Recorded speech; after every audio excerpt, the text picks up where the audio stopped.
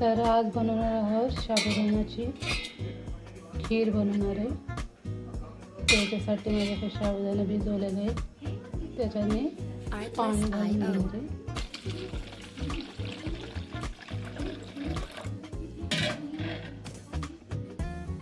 आणि आता आपण ते गॅसवर ठेवणार आहे. तर मी हे पाणी टाकून असं गॅसवर ठेवलेलं आहे. तर हे पहा, आपले हे पाणी शिजून झालेली आहे.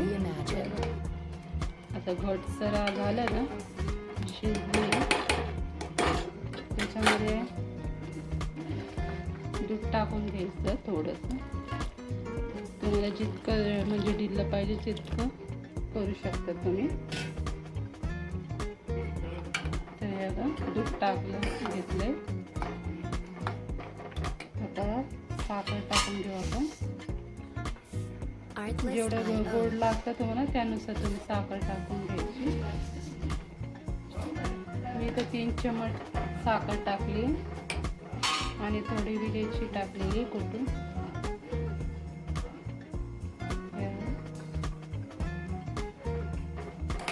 सगळं मिक्स करून घेऊ. Music licensing reimagined.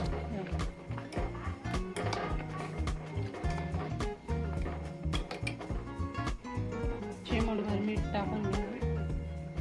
अगदी थोडं टाकायचं, चिमूटभर.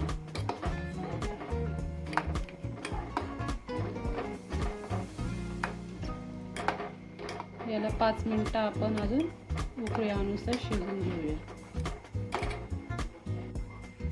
मी थोडंसं याच्यामध्ये केसर सुद्धा घालणार आहे.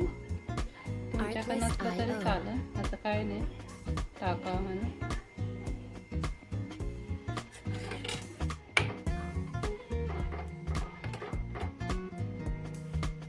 गॅस बंद करू आता आपण. तर आपली खीर तयार झालेली आहे. केसर टाकल्यामुळे कसं कलर आला.